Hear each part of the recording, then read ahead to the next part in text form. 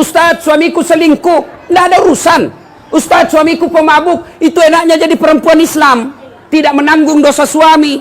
Beda kami suami-suami. Meskipun kami penghafal Quran, ketua majelis ulama, tapi istrinya tidak pakai jilbab. Istrinya tidak sholat. Istrinya tidak puasa. Meskipun suaminya ketua majelis ulama, kata Allah, ku ampusakum wa ahlikum narani. Bapak, masuk kota mani neraka itu istrimu. Itu ditanggung ibu.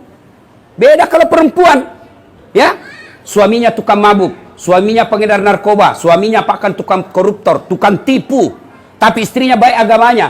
Kata Allah, tidak ada urusan dengan suamimu, biarkan dia dalam neraka. Bu, nih ada 7 pintu sorga, tadkhulul jannati bisalam. Silakan ibu pilih mana kau mau masuk sorga di situ. Mau jannatul firdaus silakan, mau jannatul naim silakan. Tidak ada urusan dengan suamimu. Tuh enaknya jadi perempuan Islam. Makanya jangan suka ngomel-ngomel. Bu. Ya, jelas, Bu ya, jelas.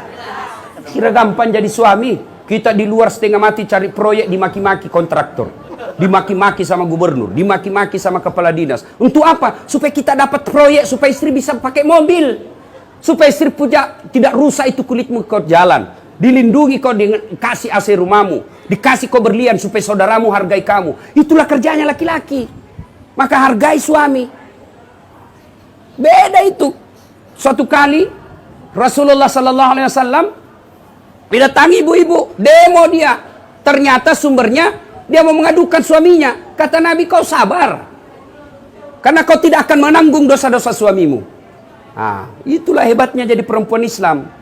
Cuma kita juga, bapak-bapak, jangan hianati istri. Alasan rapat, ternyata pergi merapat. Hei, Pak, masih ingat? Waktu kita menikah, saudara Dasat Latif, saya nikahkan engkau dengan anak gadisku, Nora Siddiqah Nasrun, dengan mahar seperangkat alat sholat tunai karena bukan karena gubernur, bukan karena wagub, bukan karena kapolda, bukan karena presiden, tapi siapa yang kita jadikan gadai? Siapa? Allah. Allah yang kita gadaikan untuk menghalalkan anak gadisnya orang. Lalu kita hianati. Pantas 30 tahun kau cari nafkah, tidak bisa kau lepas dari kredit. Kenapa? Kau hianati istrimu. Ada orang 30 tahun cari kerja, tidak bisa hidupnya baik. Kenapa? Kau tipu istrimu. Wanita yang paling setia mendampingimu. Siang malam, dia tinggalkan keluarganya, dia tinggalkan ibunya, dia tinggalkan bapaknya, dia tinggalkan tanah kelahirannya, datang merantau ke Palembang untuk ikut sama suaminya. Ternyata sampai di Palembang dihina dan dimaki-maki sama suaminya. Pantas hidupmu susah. Kenapa kau tidak menghargai orang yang setia mendampingimu? Bapak-bapak tahu berapa istrinya Nabi? Berapa? 11. Ini pertanyaan paling tidak senang ibu-ibu. 11 istri Nabi, Bu. 11 Pak. Meskipun kita cuma punya kuota 4 giga. Ibu, dalam rumah tangga itu kan ada 4 tipe, Bu. 4 rumah tangga itu dalam Quran ada 4 macam. 1, suaminya beriman, istrinya kafir. Ya, ini Nabi Lut alaihissalam. Yang kedua, istrinya beriman, suaminya kafir. Ini Fir'aun laknatullah alaih. Yang ketiga, istrinya kafir, suaminya kafir, Abu Lahab. Yang keempat, istrinya beriman, suaminya beriman, Ibrahim alaihissalam. Ibu kira-kira pilih mana? Rumah tangga yang bagaimana? Ibrahim alaihissalam. Tapi ibu tahu, Ibrahim itu 2 istrinya. Tidak usah Ustaz, lah sudah bilang ibu-ibu di depan saya. Tidak usah Ustaz, Fir'aun saja. Bapak, saudara-saudara sekalian. Nah, Rasulullah itu 11 istri beliau. Tapi dari 11 istri beliau, tidak ada pun satu istri beliau mengatakan, saya nyesal nikah sama kaum Muhammad, rugi saya nikah sama kaum Muhammad. Semua senang. 11. Kita 1 istri menderita lahir batin. Coba, mau tahu sifatnya Rasulullah? Pak Nova, Rasulullah itu mandi junub sama istrinya. Kira-kira Bapak mandi junub berapa kali 1 bulan? Coba. Saya waktu pengantin baru mandi junub sama istri saya. Saya peluk dari belakang. Angkat ketek saya. Lagi waktu pengantin baru. Sudah ada anaknya, dia bilang, Ustaz mandi junub lagi sama-sama. Dia geli. Itu Rasulullah, Pak. Coba. Yang kedua, sifat Rasulullah. Itu Rasulullah kalau minum, itu minum seteguk, dia kasih lagi istrinya. Coba, seteguk dia minum, kasih lagi istrinya. Hebatnya, bekas bibirnya istrinya dia minum Rasulullah. Misal Aisyah dia teguk di sini, maka dia minum di sini. Bekas bibir gelasnya itu, di gelasnya bekas bibirnya Aisyah dia minum. Bismillahirrahmanirrahim. Kira-kira bapak kalau minum bekas bibirnya istri, busuk betul mulutmu. Subhanallah. Itulah Rasulullah sallallahu alaihi wasallam. Maka wajar beliau sangat dicintai oleh istri-istrinya.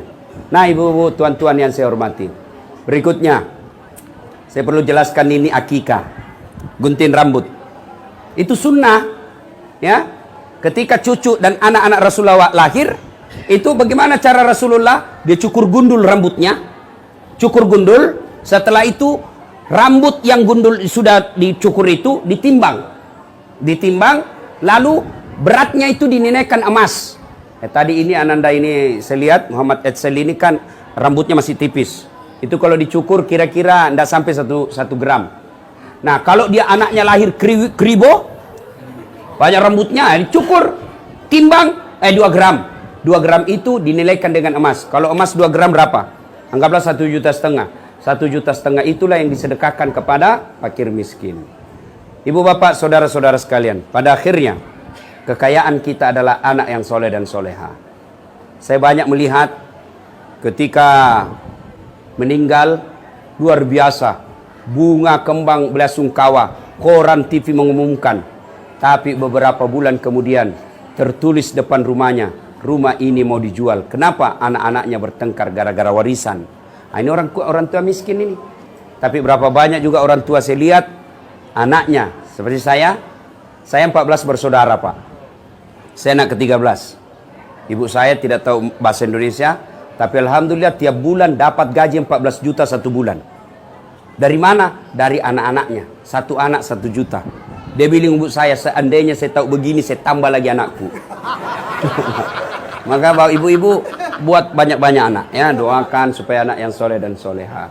Tuan-tuan, puan-puan yang saya hormati, inilah tausiah kita. Mudah-mudahan ada manfaat. Terima kasih Pak Nova yang seingat saya belum lahir anak beliau sudah menghubungi saya. Makanya saya kemarin masih ada di Kuala Lumpur, Malaysia. Itu saya diminta ceramah di Sabah. Wali kotanya Sabah dan ternyata keturunan orang Bugis minta saya hadir hari ini di Tawau untuk ceramah tabligh akbar. Tapi saya bilang, saya ingat Pak Nova masih 4 bulan yang lalu itu dia minta. Tidak enak saya tinggalkan ini acara. Ya, alhamdulillah saya bisa hadir di tempat ini. Mudah-mudahan kehadiran saya ada faedah di antara kita.